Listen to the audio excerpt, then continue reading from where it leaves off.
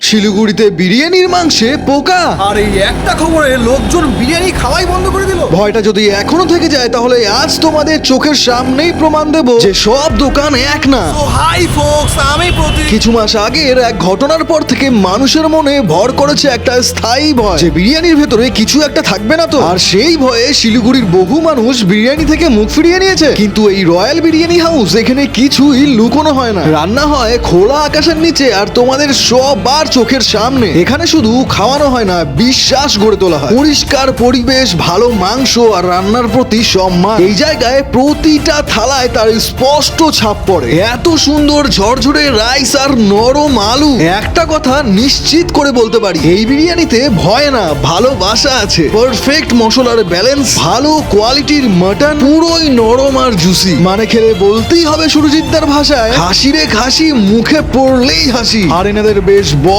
সাইজের সব মশলায় পারফেক্ট। এই চিকেন চাপটাও ছিল জাস্ট অসাধারণ। এই ভিডিওটা শুধু বিরিয়ানির গল্প না, এটা কিন্তু আমাদের শহরের আত্মসম্মানের লড়াই। সেই একটা দোকান কেড়ে নিয়েছিল আমাদের ভরসা। তো এবার সময় এসেছে সঠিক দোকানের পাশে দাঁড়ানো। এই ভিডিওটা এতটাই শেয়ার করো যেন ভয় নয়, পরিষ্কার রান্নাই হয়ে ওঠে আবার শিলিগুড়ির পরিচয়।